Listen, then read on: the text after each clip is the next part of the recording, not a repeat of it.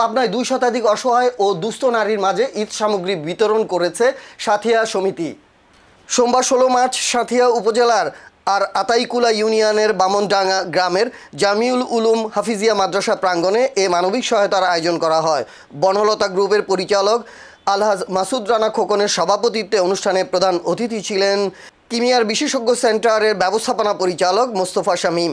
এতে আরও উপস্থিত ছিলেন সংগঠনটির সহসভাপতি আব্দুল বাসেদ, যুগ্ম সম্পাদক রবিউল করিম ও ডক্টর মনসুর আলম, এডওয়ার্ড বিশ্ববিদ্যালয় কলেজের অধ্যাপক ডক্টর শফিকুল ইসলাম, সাংবাদিক আমিনুল ইসলাম জুয়েল, আলহাজ আলী আজম, আনোয়ার হোসেন ও আব্দুল মজিদ সহ আরও অনেকে।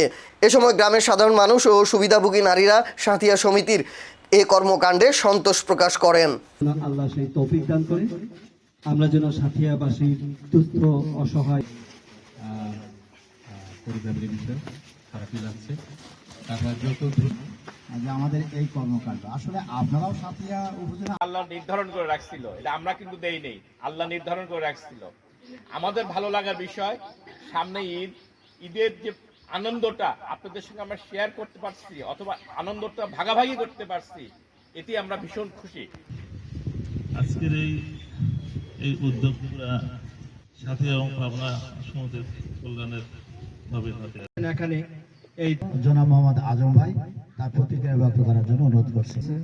আমি আশা করব এই সমিতি আরো উত্তরোত্তর বৃদ্ধি পাবে, এইভাবে অসহায় গরিব মানুষকে তারা সহযোগিতা করবে। আজকে এই অনুষ্ঠানের প্রধান অতিথি অনুরোধ করবো তার মূল্যবান